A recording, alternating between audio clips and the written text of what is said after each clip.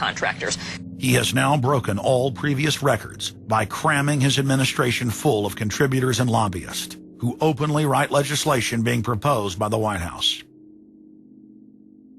There's a good reason Obama doesn't want to give the people or Congress any time to read the bills. I'm still needing a copy of the other 300 mysterious pages that we don't get to see here. Shortly after the 2008 election, Vice President Joe Biden confided to top supporters that it was essential that their program be implemented at lightning speed because their agenda was so unpopular, they knew Obama would lose support quickly.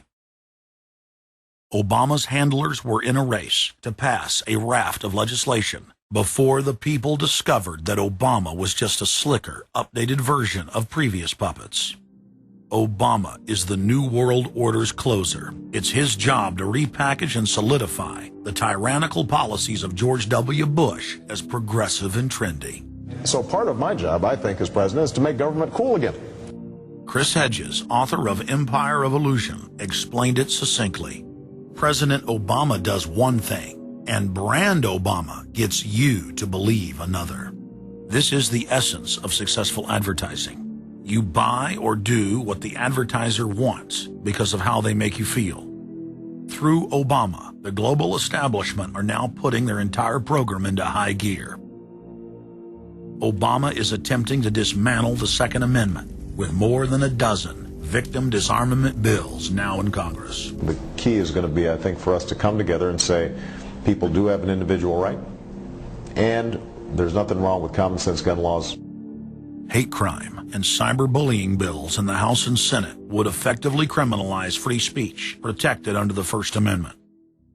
It is absolutely true that NAFTA was a mistake. A senior member of the Obama campaign called the Canadian government within the last month to say that when Senator Obama talks about opting out of the free trade deal, the Canadian government shouldn't worry. The operative said it's just campaign rhetoric and don't take it seriously. Campaign officials called the U.S. ambassador to Canada and say, don't worry, it's just campaign rhetoric about NAFTA. The Canadian government put out a statement indicating that this was just not true. So I don't know who the sources.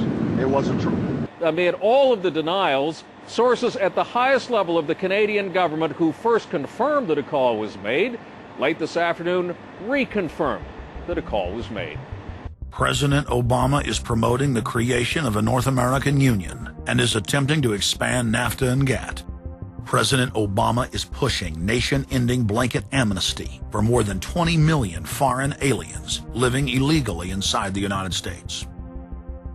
He's also overseeing the hijacking of health care by the federal government, which will nationalize more than 20% of the U.S. economy. And you want us to believe that a government that can't even run a cash for clunkers program is going to run 1/7 of our U.S. economy? No, sir.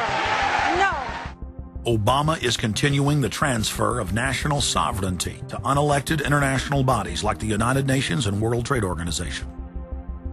And most important of all, under the cover of banking reform, Obama wants to hand dictatorial power over the United States economy to an offshore private banking cartel known as the Bank of the World. Richard, what happened to all those threats from France's president about storming out and about having a global regulator who is going to reach across borders and be able to deal with markets no matter what country they were in? They have opened up the idea of there being some form of other regulator across countries, and I think that's going to come So back. is this some sort of new world order, which Gordon Brown kind of alluded to? I think a new world order is emerging, and with it the foundations of a new and progressive era of international cooperation. The finance heads of the 20 industrialized nations met again in late September of 2009 at the G20 summit in Pittsburgh, Pennsylvania. At that meeting, ministers called for an end to the dollar as the world reserve currency. They also called for a strengthening of global governance and called for a new world order. While the bankers were busy carving up the world at the G20 summit, Barack Obama was in New York City at the United Nations because he's got a new job to chair the United Nations Security Council, the most powerful position in the world government body. President Obama does what no other U.S. president ever has. As President Obama presided over the UN's most powerful body, that would be the Security Council. 6,191st meeting of the Security Council. For a couple of hours, you could say Mr. Obama was president of the world. It is the story of a world that understands that no difference or division is worth destroying all that we have built. In my own country, it has brought Democrats and Republican leaders together. Leaders like George Shultz, Bill Perry, Henry Kissinger, and Sam Nunn, who are with us here today. Barack Obama is the first president to hold two posts simultaneously. And there's a good reason for that. It's illegal. Article 1, Section 9 of the Constitution forbids any U.S. president from serving any foreign government or institution. He swears an oath to protect and defend the Constitution of the United States. But now Barack Obama has sworn allegiance to the global government and the United Nations that he heads up. Let that sink in real good. Barack Obama now heads the United Nations Security Council. You cannot serve two masters, and Obama isn't. He's selling out the last vestiges of sovereignty that this country had. This, ladies and gentlemen, is the destruction of our nation, and it's also high treason. Obama's lies are obvious and out in the open. He hides in plain sight.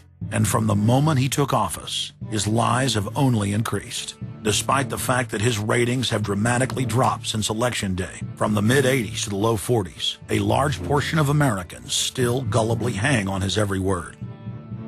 It is bringing entertainment to thousands of people. Through its magic, we are able to enjoy a combination of the radio, motion pictures, and the stage, right in the comfort of our own homes, simply by pushing a button and turning a dial. These cells with their electrical charges are scanned by a stream of electrons, completing 30 pictures a second. Compare that crude picture with these of today, and you can judge for yourself how far along the road to perfection television has traveled.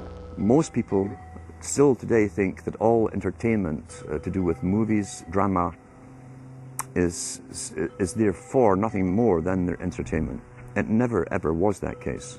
Of course, television can't perform such miracles as this, yet. But perhaps there's no harm wishing that it could.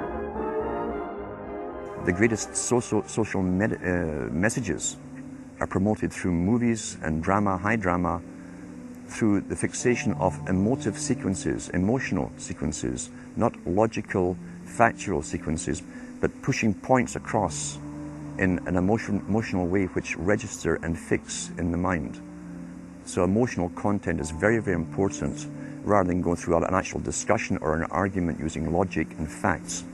There's no debate. And when you're being downloaded through fiction, your guard is down, the censor part of your brain is not in action.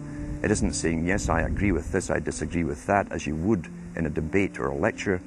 You're actually in an alpha state, being completely downloaded with new ideas. Throughout history, social engineers have refined techniques designed to control large populations.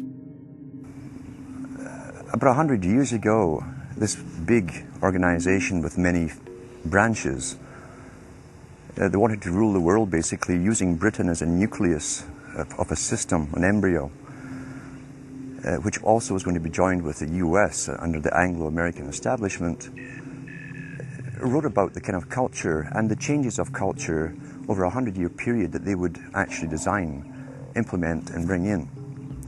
And H.G. Wells talked about it too. He talked about arenas. He says arenas could be put up across the world for sports, for instance. Now at that time, sports was something that children, school children were into. Adults became adults and got onto adult things. So it was unimaginable at the time that people could actually believe that there was even a need for adult sports and entertainment, never mind having arenas built across the world. But he said we can do this, and voiced basically a sports culture for the males.